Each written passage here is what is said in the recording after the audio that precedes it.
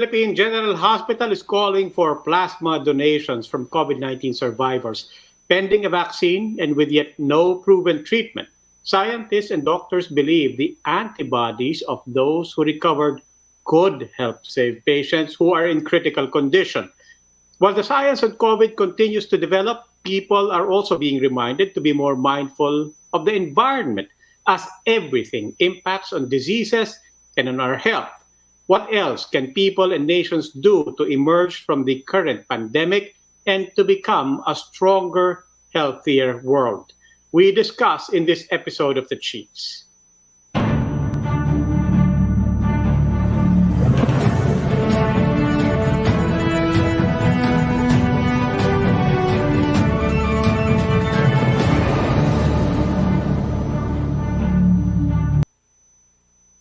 Welcome to this special edition of the Chiefs, and with me from all over Metro Manila are Amy Pamintuan of the Philippine Star, Ed Lingao of One News, and News 5 Chief Luchi Cruz-Valdes. Mga ka-quarantine, welcome back to the Chiefs. Hindi ako kasama dun, ha? Lakin ka.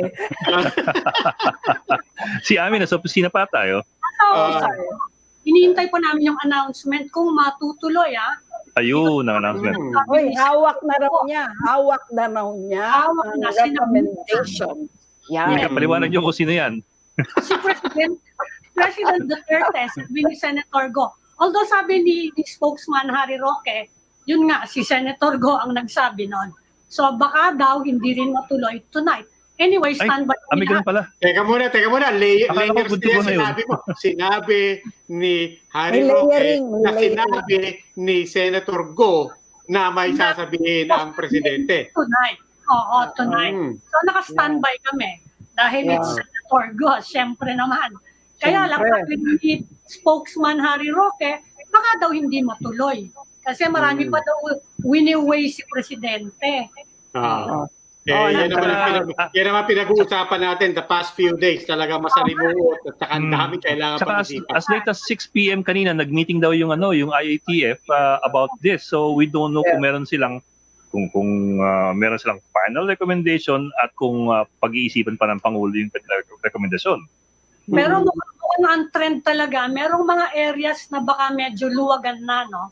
Saka baka medyo matuloy nga yung sa transport, na medyo may mga patatakbuhin na dahil hirap na mga tao.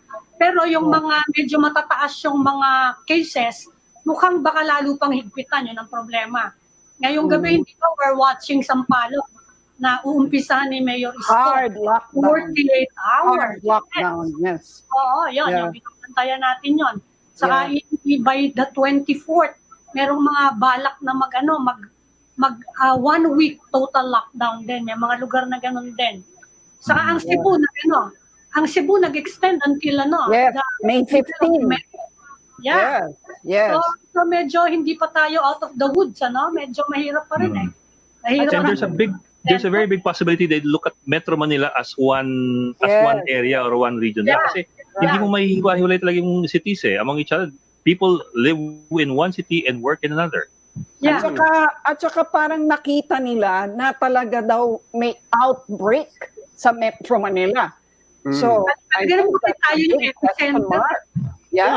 Kahapon, kausap natin si Mayor Lino Cayetano ng Taguig, and even he was saying, di ba, they would prefer na kung magkakaroon, kung ano man yung policy, it should go for all because as far as they're concerned, we really should treat Metro Manila as one community. Yes. Although yung iba kasi, di ba, kapareho ni Valenzuela Mayor, sabi niya, sila nakahanda na kung i-lift yung quarantine.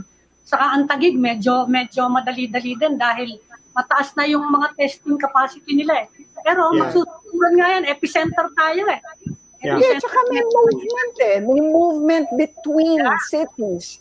So hindi mo maalis yung di ba? Yung transmission. Malakas yun. Kaya nga yan ang problema. Oy, teka muna, makikichismis lang ako sa inyo. I just read it before we went on board right now. May konting reorganization ba sa IATF? Ito ba yung nakita ko na Carlo Nograles is no longer the spokesperson for the IATF? Ang spokesman is dalawa na lang, si Harry Roque na lang and si Berhere. Harry Berhere for the Department of Health. Pero IATF pa rin si Carlo Nograles. But Harry will be speaking for Malacanang na. Kaya nawala yung morning briefing si Carlo Nograles. Mawawala. Kaya nahihirapan kami Philippine yung morning slot. So, May mga briefing si Secretary Dar on the food situation yun. Yes. Mga hiwa-hiwalay siguro yung ibang department may kanya-kanyang briefing. Pero yung general policy, IATF, si Harry Roque na.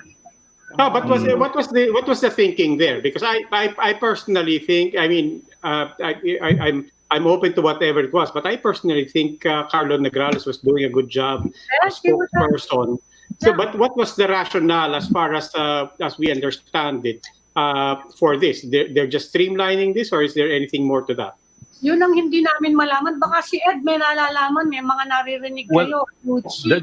Would it have anything to do with these TikTok videos? Hindi. Si Harry Roque nag-TikTok din eh. Ano ba? Nag-TikTok Kaya nga. si Harry Roque. So, Baka mas magaling si Harry Roque mag-TikTok. Baka yun ang basihan. Ay, teka muna. Speaking of spokesperson, ang guest natin ngayon, spokesperson ng Philippine General Hospital. Good evening. Kasama po natin si Dr. Jonas Del Rosario. Dr. Del Rosario, welcome to the CHIEFS. Magandang gabi sa inyo. Thank you for having me. Good Unang tanong, may TikTok ka ba? Hindi, baka matanggal ka. Wala pa po kaming TikTok. Okay. Dr. Del Rosario, let's jump straight into it. Yung PGH, how are you doing? I mean, nung nag-umpisa and then PGH became officially a referral hospital. We know that there was some trepidation, certainly a lot of concerns about resources, about being equipped, about being ready. Weeks into this, kamusta po ang PGH? We're going into the 4th week of being a COVID-19 referral center, and I can proudly say that we are holding up quite well. No, yung mga concerns namin noon when we were trying to prepare for about a week, nasagot naman. So we are not short of any equipment. We are well equipped. We have all the PPEs that we need. We're good for another 1 to 2 months.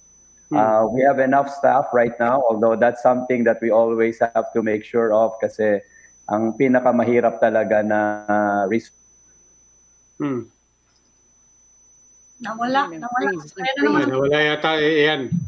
Ayan. Mukhang may TikTok nga. Ayan na siya. Ayan na. Okay. Yeah, so 104. We allocated 130 beds initially for COVID-19. We have reached that mark. Lumakpas na kami dyan. At one time, we have 150 patients. So we're now averaging about 135 to 140. So far, okay pa naman po. We're happy that we are able to send siguro mga half of the patients who go through PGH na papauwi po namin. Wow. Doc, nakita ko nga, I saw some pictures of parang people were posting, ang tawag niyo raw internally doon sa COVID unit niyo doon is COVID-2 doon sa PGH. I'm curious, I'm just curious, can we take PGH as indicator or barometer of the entire public health system of the Philippines right now? When you say na kompletong-kompleto kami, hindi kami nagkukulang sa resources, the manpower is there, morale seems to be higher. Can we take that as indicator? Can we take you as proxy for the entire public health sector? I think I cannot say that for the entire nation because we were blessed dahil we prepared and then nakakuha rin kami ng ayuda sa DOH. I guess it helped when we said, okay, we're willing to do that. And then there were a lot of people, a lot of organizations which helped PGH. And then yung aming PPE, I guess it's an outlier to say that the hospital has enough PPEs for about 1 to 2 more months. Hindi mo naririnig yan. Minsan na naawa kami dun sa mga ibang ospital, and so sometimes we tell some of our donors to actually transfer their donations to some of the other smaller hospitals, or sometimes we ourselves we actually assist some of the smaller hospitals kasi talaga namang hindi pwedeng naka-isolate in PGH. So there are smaller hospitals around us and we try to coordinate with them at nagtutulungan kami. Do you follow the same system as the rest of the other hospitals? Yes and no kasi yes because there is the directive from DOH. Siyempre, sinusundan namin yung mga guidelines ng DOH. On the other hand, we are a different hospital. We are a university hospital. We are from the University of the Philippines system. So we're not really officially a DOH hospital. So we have some ways that we have done na medyo kakaiba po sa setup ng ibang mga government hospitals. Like what? We have a very strong department kasi training hospital to no? So marami kaming mga specialists, for example, na talagang kaya namin i-compartmentalize areas of the hospital. So, kasi meron hindi kagaya minsan na ibang hospital, syempre mas konti doktor nila. Then, because we are a big training hospital, we actually, UP is the University Hospital PGH, pinakamaraming nagte-training. So we have a lot of residents and fellows. So dagdag po yan sa manpower namin. I see. Pero interns hindi Ang ginawa po ng aming mga medical interns, although they really want to volunteer and see patients, nilagay po namin sila dun sa aming tinatawag naming Bayanihan Command Center. They run our 24/7 operations para kaming may call center doon. Mga agents sila, tigasagot sila ng mga nag-i-inquire, gusto mag-donate, maraming tanong. So nakakatulong po sila ng malaki sa amin. Oh, that's good news. Today you had good news also about the plasma therapy, convalescent plasma therapy. Can you tell us about the success rate you've had so far?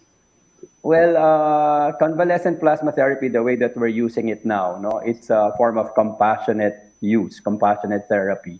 It is a treatment of last resort right now. Kasi to tell you honestly, there are no clear-cut evidence yet that plasma therapy works in COVID-19. So ngayon, ang ginagawa lang namin, parang as a rescue therapy, especially those who are severely and critically ill, we will give plasma from a survivor, from a donor who survived and recovered from COVID-19. That donor's blood has, or the plasma themselves has antibodies.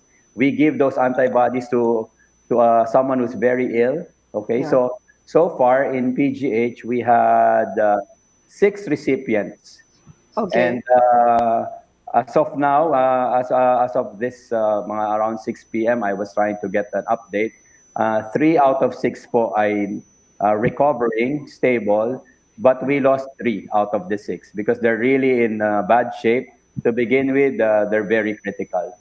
Okay. But Doc, kasi ang late, medyo maliit yung sampling ng 6. Would you have other numbers to aggregate into that 6? And just some sort of idea as to ilang percent more or less yung nagre-recover from plasma therapy, not just PGH. If you have numbers. I just listened to the report of St. Luke's. It was featured in another news. They said about 50%, parang 5 out of the 12, they were able to pull out of the ICU. Hindi ko alam kung yung ano pa yung 7, no? Hindi ko alam. Pero at least 5 successful na. Parang 50%. Tapos, yun, sa ngayon, ganun. Ngayon, we actually... Doc, sorry, 5 out of 6, that's not 50%. 5 out of 12. 5 out of 12. Okay, sorry. Tapos Okay. sila, 3 of 6. Tapos meron pa kami, parang ganun din. We also donated blood plasma for Senator Alvarez. Yes. He was not hospitalized in PGH, but there was a call for a plasma, so we donated plasma for him. Unfortunately, he did not make it. And then we also donated plasma to ASEAN Hospital. There were 3 patients who received it. So out of those 3 patients, 2 are doing well. I think 1 did not make it. So what do you think is the unique sabihin na natin, proposition ng plasma in terms of timing, what makes it work and what makes it not work? Well, I think we probably should be giving it sooner. When I say sooner, probably not in a situation wherein the patient is almost about to die. Yung parang, kumbaga, nasa peligro na. Kasi Kahabulin mo na lang eh. critical, pag sinabing critical, in shock, naka-intubate na, naka-ventilator, meron ng tinatawag na respiratory failure, overwhelming infection, so you're just trying to salvage, versus giving it a little bit sooner when they are not yet in the ICU, but they have a potential to deteriorate. That's, I think, the good time to give it so that we will prevent them from deterioration. So how many days are we talking about when you say sooner? No, actually, Third day, fourth day? Actually, our protocol right now, we count, plasma should be given in our protocol from the onset of symptoms. We count, let's say, the start of the symptoms. It has to be between day 3 to day 21. Yan ang aming, so it cannot be before that, it cannot be after that. But it's not really the timing as to the day, but it's really the condition of the patient. The condition of the patient. Dr. Del Rosario, you've lost patients, but you've also lost personnel, no? You've lost 2 doctors, you've lost your head nurse. At saka I remember, nagpupunta ako sa PGH, yung emergency room nyo kahit noon pa. It looks overwhelmed. The patients are spilling out into the curb. Kumusta yung staffing nyo ngayon? Okay, when we were in staffing po, nung ginawa kaming COVID-19 referral center, medyo na-force ang PGH to close some of the services that we provide. So, sinaray OPD, walang mga elective admissions. Definitely, our occupancy dropped to about 40%. And then we dedicated most of our attention to COVID-19. Yung ER po ngayon, konti na lang ang pumupunta. Hindi ka maniniwalang ER ng PGH yung pupunta. Wow. Dahil wala pong mga pasyente pumupunta ngayon sa ospital, natatakot po sila. Siyempre. Yeah. Natatakot po sila. Yeah. Tsaka nabawasan yung saksakan ngayon paggabi, nabawasan eh. But what would you So say? you're less busy. So you're less busy. Correct. So we're less busy, less patients. So we have, that's why we have turned our attention to the COVID-19 referral center. What we have done just to preserve the energy of our workforce, because this is going to be a long-term deal. This is not like 1 or 2 months tapos na. What we have done is we have this 1 week on, 2 weeks off sa aming mga aming platoon. Oo. So 1 week tuloy. Doc, anong oras? Anong oras ang duty nila? 8-hour shifts po yan. Depende kung saan ka matapat. Oo, every 8 hours. So 7 araw na tige 8-hour shift. Pagkatapos nun, pahinga ka ng 2 linggo para ka nag-quarantine for 2 weeks. And then balik ka na naman. So it's a way for us to not really push our workforce, and then may time sila para makapag-observe kasi na-expose sila sa COVID-19, so we want to make sure they are healthy. Doc, you said you kanina we talked about resources, no? And comparing it early on and where you are now, definitely resource-wise, you're in a much better position now. But in terms of the treatments and what you're having to do with patients today versus 4 weeks ago, is there any difference in the characteristic or what you're having to deal with right now on the level of the patients? Okay, for the patients, we mostly deal with the urban poor. Okay, PGH caters to the indigent. We were expecting that there will be a deluge of patients like coming from the slums, coming from congested or very, the areas that transmission probably will be very high. Yes. We allocated almost about 90 beds for our charity ward. But surprisingly, we're about 90% full dun sa charity ward.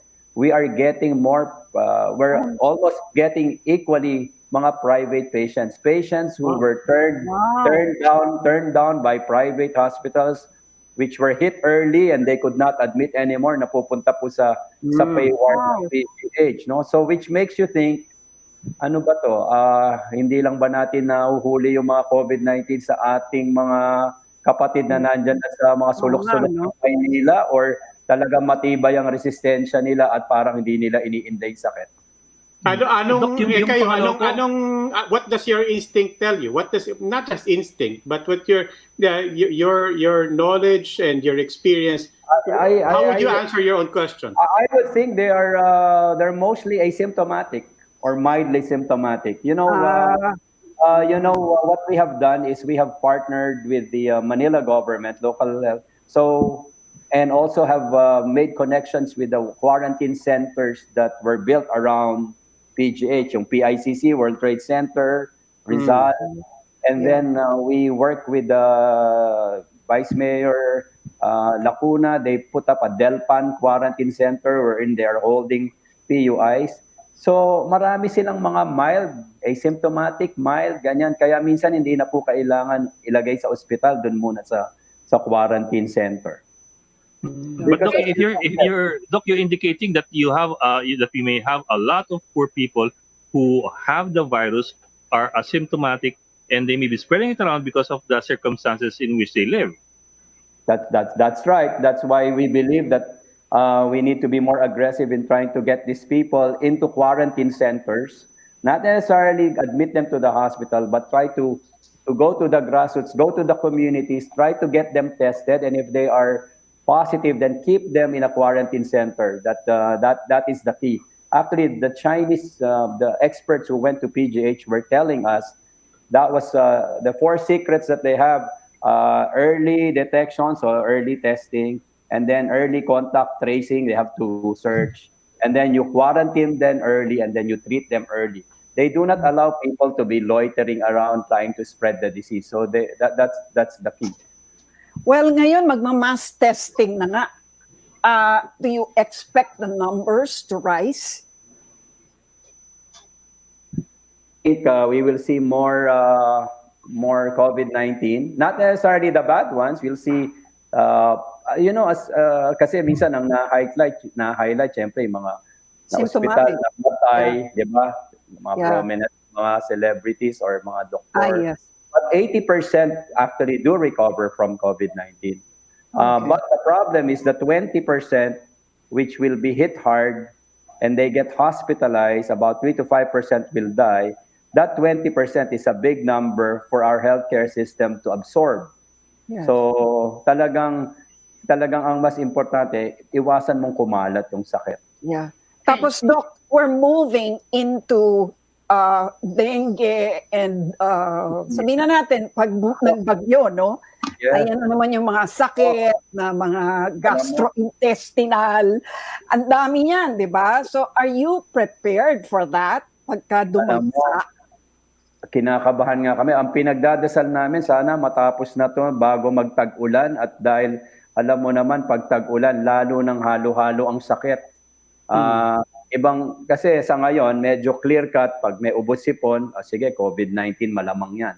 Pero God knows, kapag pangit na yung at umuulan na, siksikan ng tao, nandyan na yung leptospirosis, dengue, kung ano-anong pneumonia, mga flu, kaya nakakatakot po yung ganung sitwasyon. So sana nga medyo ma-delay yung ulan, kaya lang kailangan din natin ng tubig, pero wag munang masyadong maulan dahil problema po yan.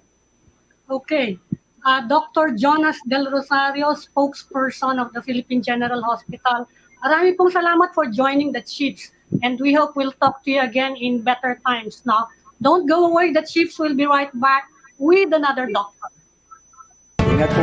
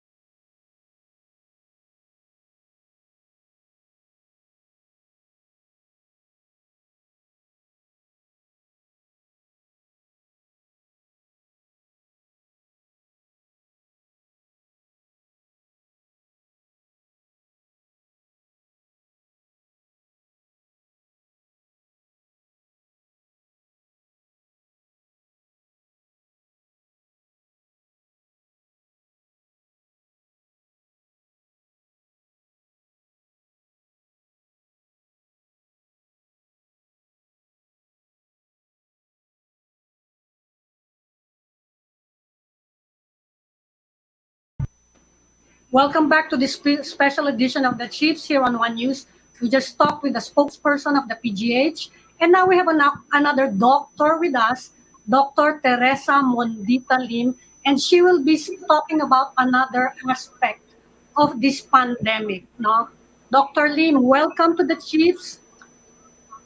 Good Yes, evening, hi. Dr. Good Lim. We evening. have with us Roby Alampay of One News, Luchi Cruz of TV5, and Ed Lingao of TV5. Good evening po. Good Can evening. hear, Good evening po. yes, Dr. Lim. We had Earth Day yesterday, the 50th anniversary of Earth Day, and Yes. and people are linking this pandemic with the impact of climate change and the decline of biodiversity. Maybe you can tell us more about it. You're working with the ASEAN Biodiversity Center.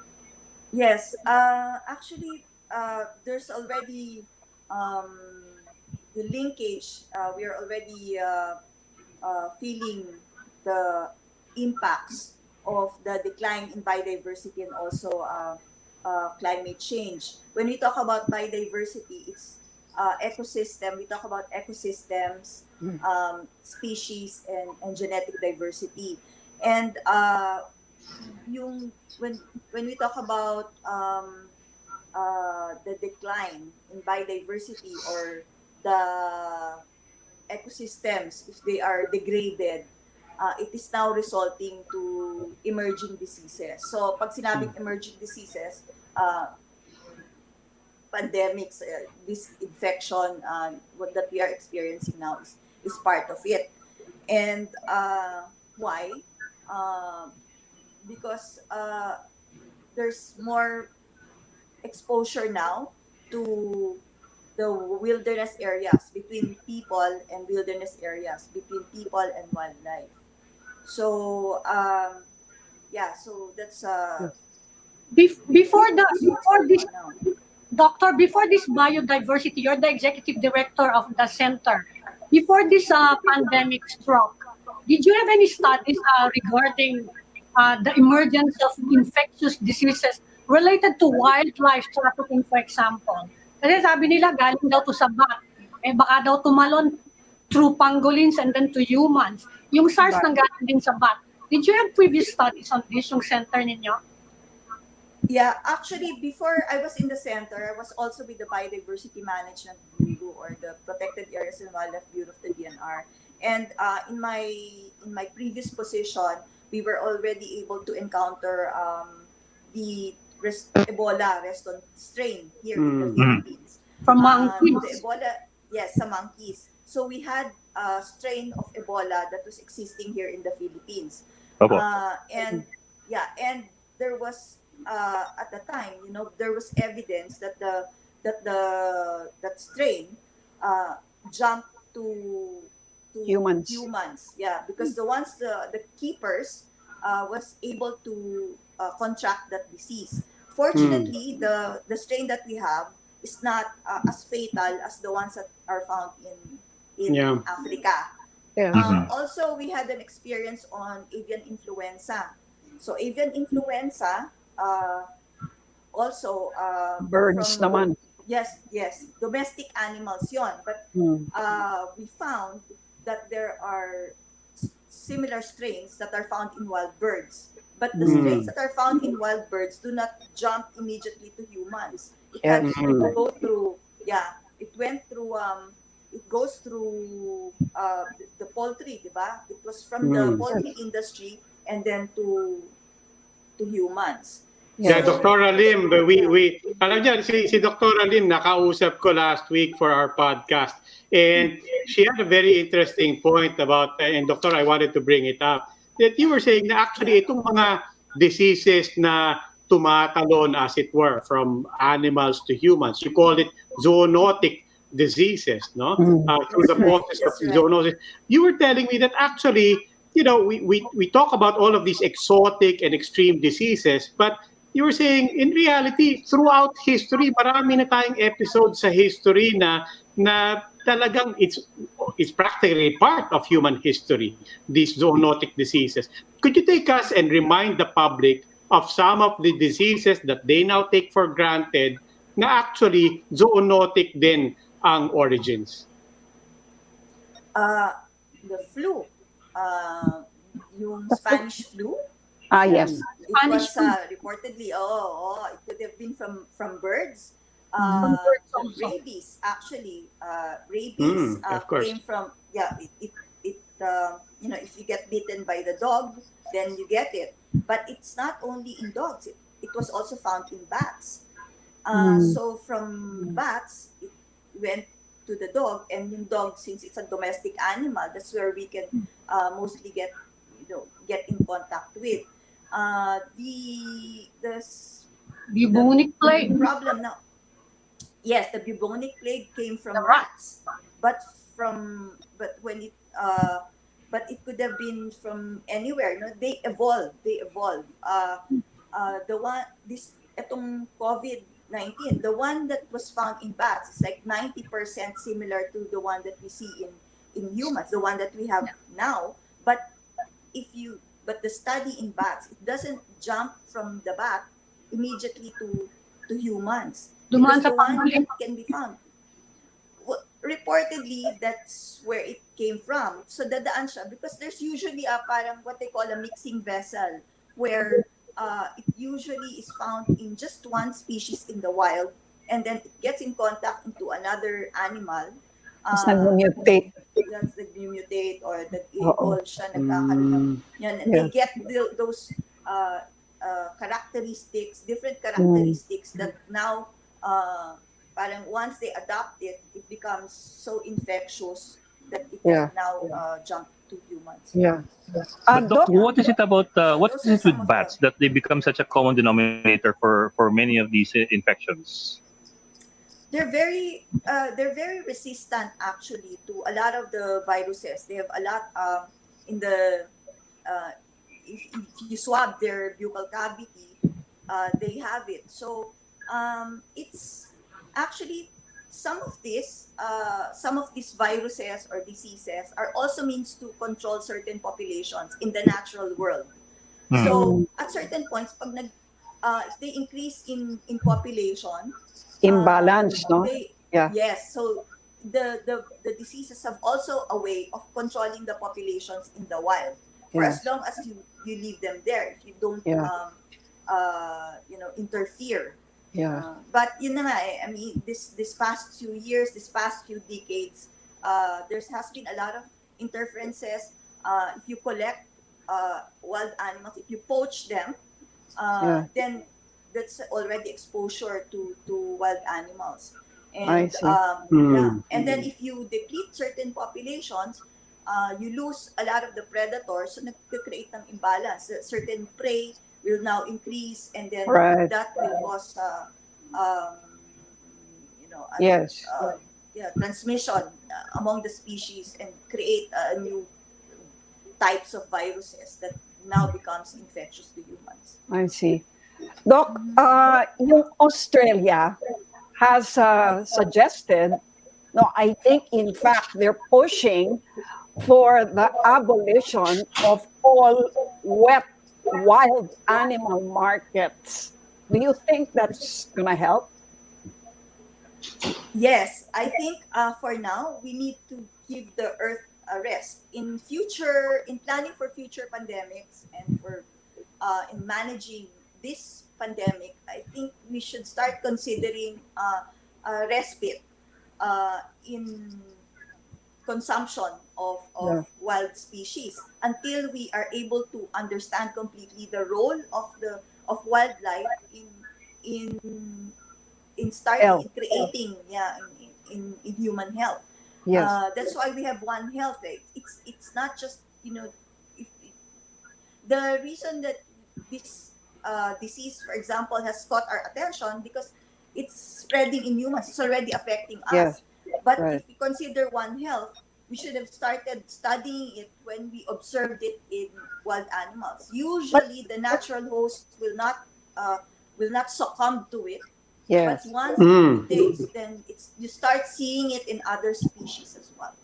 Pero kunyari, mga Pilipino, are we naturally or culturally exposed to halimbawa, bats, we don't really eat bats that much, do we? Or, alam ko, aso, madalas natin kainin, no? Sabi ko, culturally. Pero mga paniki, parang wala ako masyadong Meron areas na kumakain ng giant bats dito. Yeah. And Meron. actually, pero hindi kasi widespread as in like China, no? Oo. Lasang chicken daw, sabi ko, so why don't we just eat chicken, ano? Ano pwede mo initiative doon, Doc? Any initiatives that we can do to minimize wildlife trading? Kasi isa tayo sa pinakamalaking pinanggagalingan ng wildlife trafficking, not just pangolins. Kung ano-ano, yung mga turtles natin, endangered na. Mga seahorses. Pati yung mga endangered species natin, tinatraffic, pati yung mga birds natin. Isa tayo sa pinakamalaking pinanggagalingan na exotic birds. What are the initiatives that we can do? Pero kinakain ba yung mga yon? Kinakain ba yung mga yun? Binibenta for medicine, for pets, gano'n. Ano ba mga kinakain mo eh? Yeah. Anong mga initiatives that people can participate in? Yeah. Actually, we already have the wildlife act. Dito sa Philippines, yes. we have the wildlife act. Bawal yun, yeah. There are penalties. Regulated. It's regulated. Banning, of course, is a different story. You know, there are species that are, if it's critically endangered, then it's banned. But if it's, you know, it's anong kulang? Anong kulang sa enforcement? Anong kulang sa enforcement? Kasi yung gecko, ini-smuggle. Yes. Kasi aphrodisiac daw. Yeah. Nauubusan tayo ng gecko, imagine. Yes. And actually, si Dr. Angel Alcala, former secretary of the department, he already had a study nung nag-increase yung demand for gecko and tumaas ang collection ng gecko, tumaas din ng ang dengue. Kasi nagkaroon din ng increase ng dengue cases. Kasi because they feed on mosquitoes. Yes. Yeah, but I think that appreciation.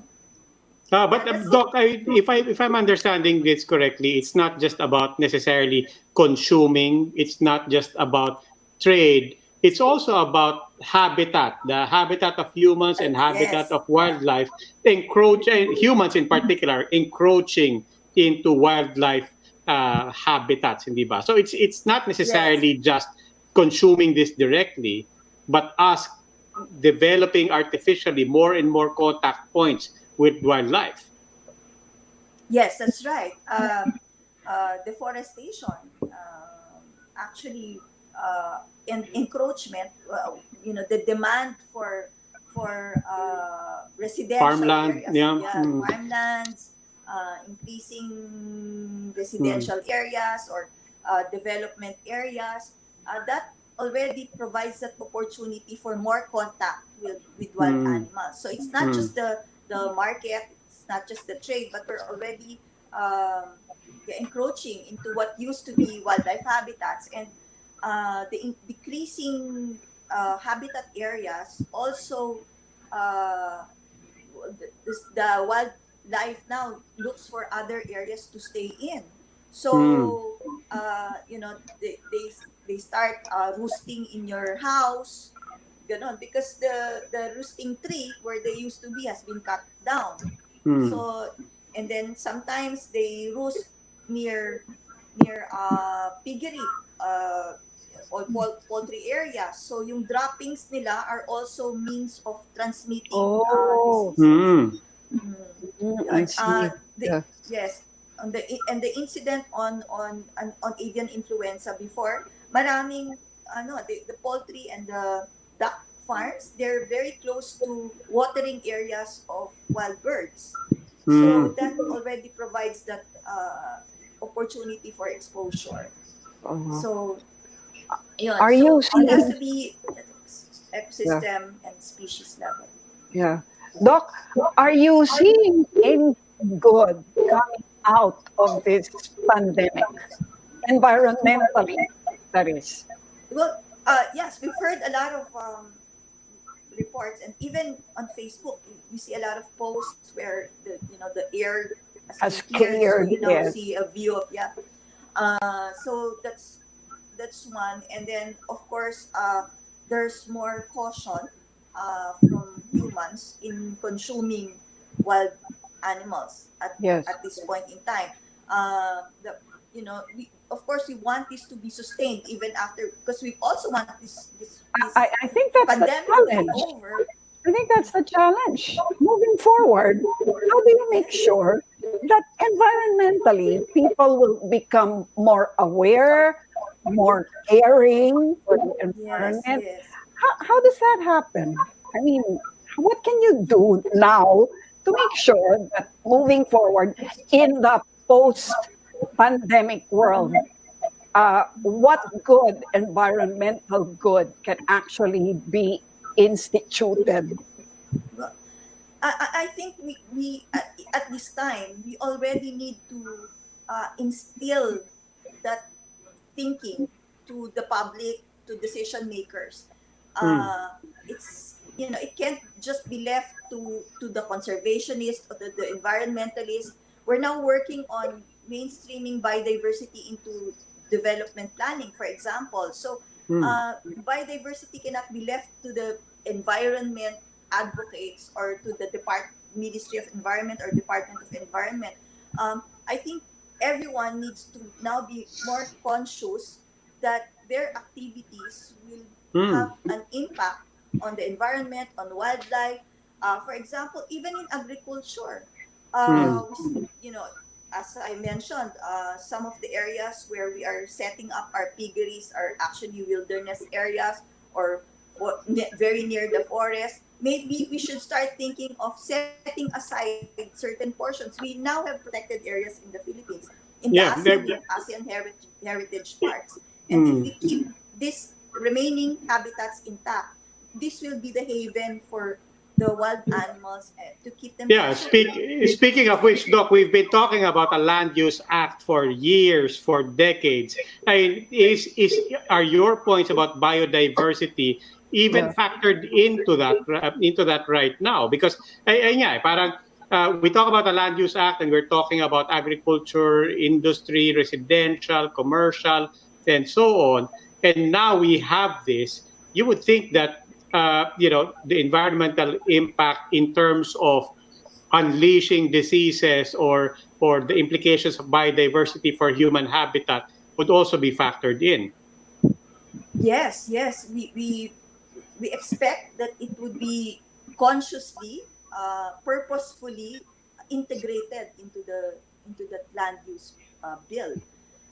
And I think this is the opportune time to be able to emphasize that to everyone, because we don't want anything similar to happen in the future. We need to be able to identify which areas should be habitat areas.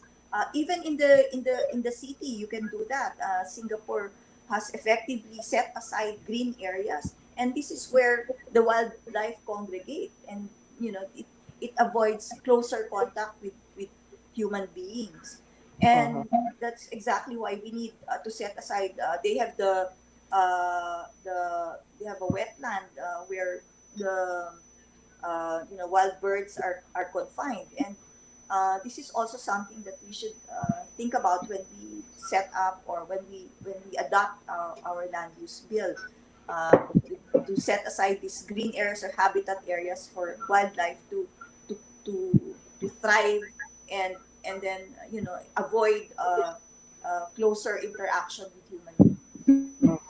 Ako, curious But lang Doc, ako. Go ahead. Go ahead, Ed. have you been consulted by the congressmen who have been proposing the land use bills? When I was with the DNR in 2018, we were still involved in the. I personally was involved in the preparation of the bill, but there were several versions at that time. So uh, yeah. So Yeah. we hope that, but we are working with all ASEAN member states, and of course, since we're based here in the Philippines, we're very much willing to provide the technical assistance if it will be requested, so that eventually this bill would be passed, and to take into consideration the biodiversity and natural ecosystems. So how did you celebrate Earth Day yesterday? I had an online meeting with my my colleagues in the ASEAN Center for Biodiversity. We have been preparing for a big biodiversity conference, which was supposed to have been in March in Malaysia, but since everything has been postponed, so we're discussing some catch-up plans Ah. so that some of our activities, especially on biodiversity and health, we have Doctora, speaking of the biodiversity, the ASEAN Biodiversity Center, how is the Philippines doing? I mean, in terms of the indicators of the health of the Philippine environment relative to our neighbors, at the very least, kamusta po ba tayo in terms of our forest cover, in terms of our biodiversity, in terms of any important indicators that you care to discuss? well, as a region, it's not a very good picture at this point in time. Mm. In under the ASEAN Biodiversity Outlook, the entire region, they say by 2021 we could lose around 40% of our biodiversity. For the Philippines, we are still a mega biodiverse country along with Indonesia and Malaysia. So we have high biodiversity on a per unit area basis compared to the other countries in the ASEAN. But Mm. then we are also losing a lot of our species. We had, when I was still with the DNR, we already had around 30% of our endemic species classified as Lost. threatened. Oh. Last year, there was another issue once. The list of threatened species has increased to more than 50%. Oh, wow. So it's not, Yeah. yeah. So we are still a hotspot as a biodiversity hotspot as a country, and that is something that we need to really be more conscious of. Uh, we need to really study, assess what's causing the decline. Of course, offhand we know, wildlife trade. We're also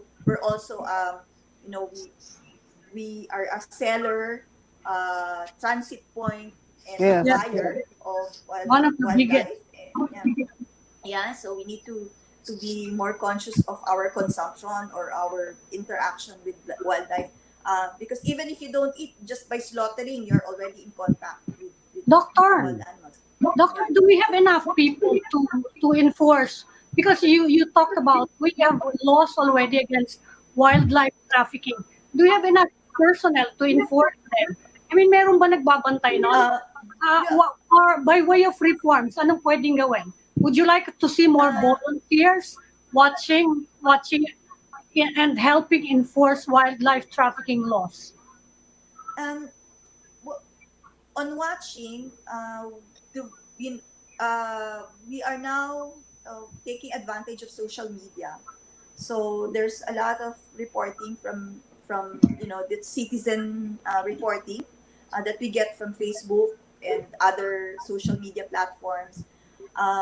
But of course, this has to be validated. But in the end, we need professionals to enforce. I think that's already a direction that the DNR is taking by proposing an enforcement bureau under the department. But in the past, we also engaged the police and the military and other enforcement agencies to help us do the enforcement. So we need everybody to be engaged. We're in ASEAN, we're now looking at apps and other tools to be able to do real-time reporting to help the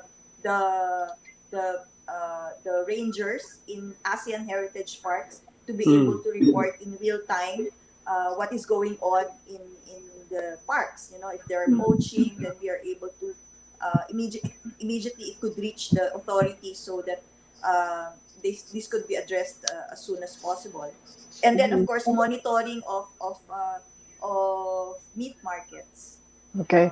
is also important. Dr. Lim, what can an ordinary Filipino do in terms of helping to preserve biodiversity? The things that, of course, the most obvious one is to stop patronizing, stop buying wildlife if you do not know the source. So Okay. that's the most obvious one. And But by there's wildlife, others. you mean what? Wildlife, wild pigs, Meron mga ganon? parrots, Oh. Wild Oo boar. naman, baboy na mo. baboy No, damo. I mean, by Ina-adobo. patronizing, pinapatay nila, kinakain.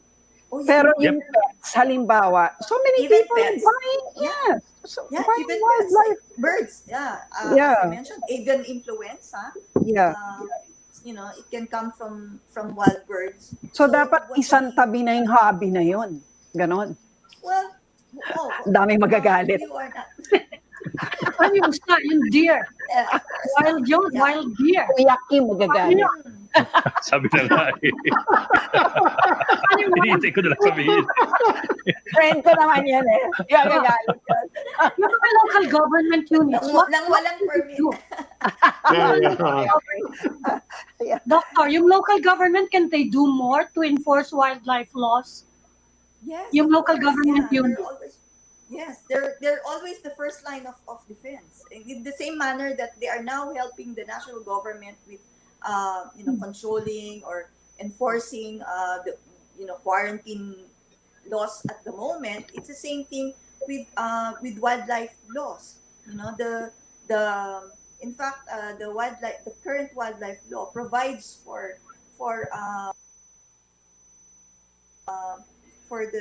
enforcement agencies to be engaged, for these local wildlife enforcement officers to be designated, so that and then they are trained. So kasi when you want to be effective in prosecution, you should be able to handle the evidence well also. Nako, So yeah. dapat yung handling ganyan, Yes. hindi rin, hindi rin, if there are diseases that are being carried by wild animals, they should be able to know how to handle it properly and to also protect themselves when they confiscate or when they seize the wild animals that are being sold illegally. Well, okay. Maraming salamat po sa inyo, Dr. Mundita Lim. At sa uulitin po, maraming salamat. Good evening. Maraming salamat po, Doc. Thank you po. Thank you. In the meantime, Thank you. please don't go away. For the rest of you, we'll be back.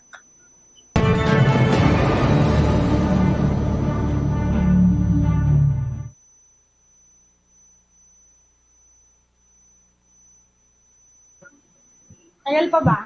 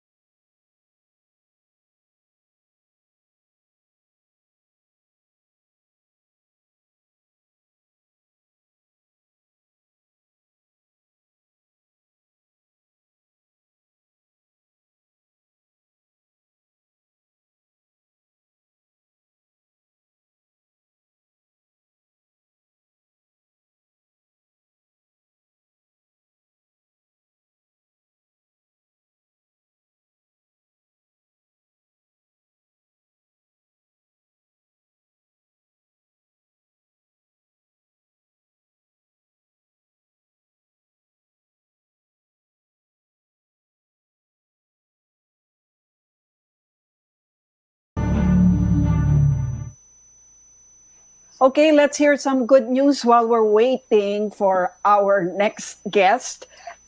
Si Ed, merong good news for us in regard to the gas You make it prices. sound like, teka, people. If I say this, people might say it's fake news if the gas prices do not fall as much as they think. Well, anyway, yesterday kasi bumagsak yung oil futures, at least dun sa West Texas contracts for May, bumagsak to negative 36 per barrel. So, Eh, di ba, there was even a time na sa 70, 80 per barrel, dollars per barrel yan eh. Yeah. So yesterday, ang contract for May at for West Texas was at negative 36 per barrel, dollars per barrel. Sa Asia, it was playing around $1 per barrel.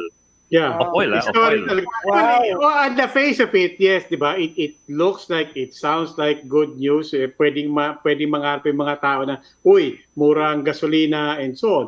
But yung underlying story there is really, really very concerning because it basically means nothing is moving in the world economy. For example, pwede ka nga magpapultang. Nagpapultang ako nung isang araw. Wala man ako pupuntahan. Wala ka nang isa pang real bad impact, no? Karamihan dyan, oil-producing countries of Middle East, we have millions of workers there. At ang unang-unang lay off dyan, kapag ganyan bumabagsak yung ekonomiya nila, are the migrant workers. Mag-uuwi na yan dito sa atin, wala silang mapupuntahan. Dati naglilipat-lipat lang sila ng iba-ibang bansa eh. Ngayon, saan sila pupunta? They are all going to come home here na naghihirap din tayo ngayon. Mahirap din ang trabaho. Yun ang problema ngayon. Yeah, the last time they had a glut in they had depressed prices in the Middle East. Ang daming na layoff Filipino. Kaya nga, exactly. Kaya saan yung gagawin? Magre-reskill ba tayo or whatever? We have to produce new livelihoods for everybody. So hindi pala good news yan. Not necessarily. No, pero specifically itong depression ng oil futures has to do with because nobody's traveling. No planes are flying, at least not much, and planes are huge guzzlers of gasoline, aviation fuel at least. You don't have travel as much as before in terms of vehicles and cars and land transportation. Boats are not leaving not as much as before then. So you have oil producers with so much oil that they have to pay for storage. Yes. Kaya bagsakan tuloy yung presyo nila ngayon. Now, will it mean that kasi it might be oversimplifying for some people to think na kung negative yung price ng barrel ng oil dun sa futures, ibig sabihin the gas station will have to pay me when I go to the gas station to fill my tank. No, it doesn't work that way. It doesn't work that way kasi you have to consider things like transportation ng oil, you have to consider things like taxation, ang laki ng tax natin dito, among other things. And refining. Kaya ang pagbaba ng presyo natin, pump prices, mga pa 50, 1 peso lang naman. Mababa rin, pero hindi tayo, they will not pay us to get their oil.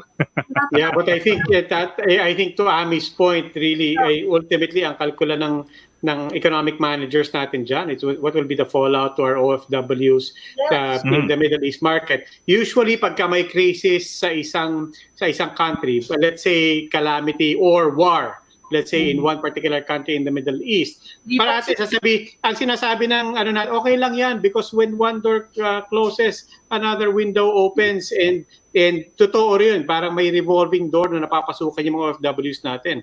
But when an entire region is affected by one major sector, in this particular oil, it's going to be a very big headache for Filipinos and the country even after COVID. Because even if mag-clear up na, the economy will not jumpstart back to 100%. It's going to be a very, very slow and very painful process going back on our feet.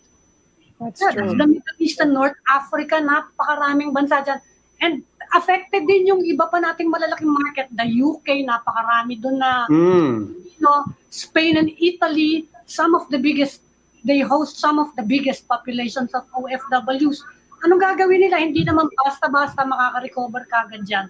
Sa US nga, di ba, si President Donald Trump already issued an executive order banning or prohibiting the issuance of visas for the 60 days. Yeah, so what does that mean for so many, let's just say, Filipinos who are now set on working there, they're now going to be stuck here for the next, sabihin na lang natin, 2 to 6 months, no? What are they going to do? And to think that moving into the post-pandemic era, we can see already that unemployment is going to be in levels that we probably have never seen in the last 3 years, no? So, medyo nakakakaba. Merong isang committee ngayon sa House na nagpo-propose to ramp up spending for build. Para ma-absorb yung additional skilled workers kung ma-displace man sila sa Middle East. So Hindi baka ba ano mo, expertise mo yan sa economy. Kaya ba yun? Kaya for build in the first place. Ngayon, they're also scaling down Scaling down the build projects. For the next beyond the time. Yeah, well, obviously, build has always been, every time government spends on infrastructure, it's always a pump priming activity, and it's always something that at least kontrolado ng gobyerno, kaya mag-boost doon. But the question is, after that, after we go back online, and we start to obviously build infrastructure projects can go full blast, and subject to protocols pa rin ng Pangulo. But yung question pa rin is whether or not we will have enough even in that sector to absorb all of these people. Not only that, yung makeup ng ating mga Pilipino sa overseas markets are not necessarily the old OCW sectors that we're thinking of.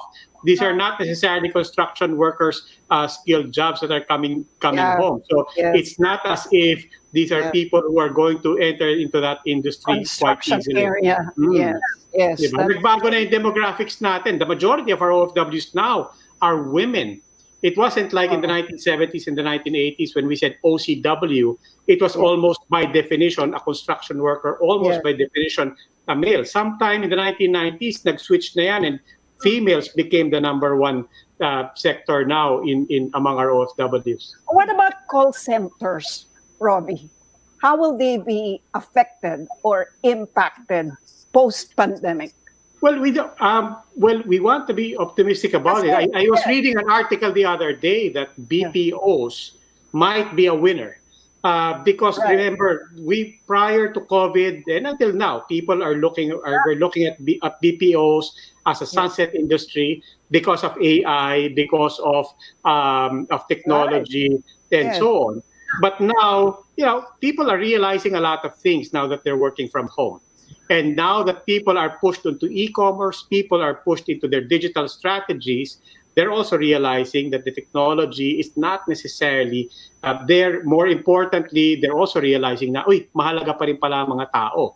So I was reading an article, this is not my personal insight, but I was reading an article recently. It was saying BPOs might have extended its life and might have raised its value over the course of this crisis.